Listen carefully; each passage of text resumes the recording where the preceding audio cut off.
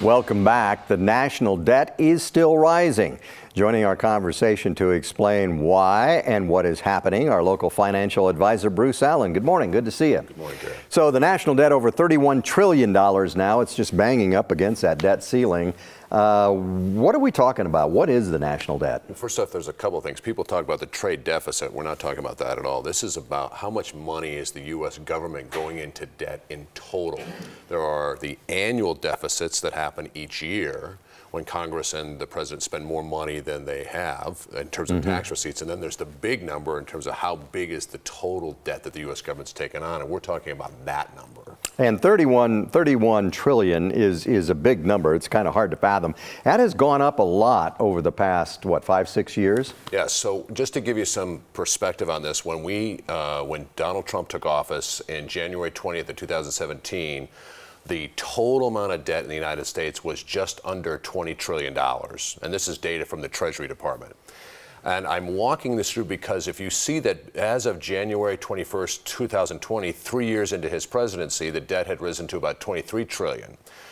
That was the year that COVID hit, and we jumped from $23.2 trillion to $27.7 trillion. So the total increase over those 4 years was $7.8 trillion. But the big jump was after we got COVID, which was $4.5 trillion of that 7.8. Wow. That was a massive, expensive year, and there were 2 COVID support packages passed that year, and that really led to some of the big numbers we're talking about. So just over $7 trillion added during Trump. What about the Biden administration? So far, the Biden administration has added to this, and you'll see this is a common theme when we talk about any presidential. If we go to the next slide here, you can see that as of 2021, the debt was $27.75 trillion when Biden took office. A year later, it was $29.8 trillion.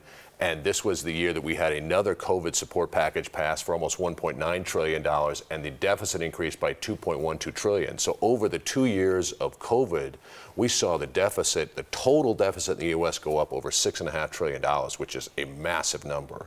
So it sounds really awful that we would have that much debt. A, is it really awful? And B, what does it mean for us? Well, first off, there are a couple of things. People have a variety of interpretations about what the deficit means. And so anybody who says they definitively know what the deficit's going to cause, Gary, is, let's just say that they may be guessing here. So we've seen some countries take on deficits that have had very slow economic growth, a la Japan. And we've seen some countries take on a lot of debt, a la England back in the 1700s, and they had very robust economic growth. So the numbers are really tricky here to determine, but there are 2 things that concern me. Number one is the interest that the U.S. government has to pay on this massive chunk of debt. In August of 2020, the 10-year Treasury bond, which is a benchmark, tells how much did the government have to pay on its debt, was 0.5%. That's the lowest interest rate, Gary, than the 10-year Treasury since George Washington got in a rowboat and was rowed across the Delaware River. That's the lowest we've ever gotten. Already, as of yesterday, the 10-year Treasury is back up to 3.75, and those rates may be going up again in November when rates get pushed up. So you've seen that the cost of the government to pay this debt has gone up substantially in the last 2+ years, and that's a line item that impacts the budget.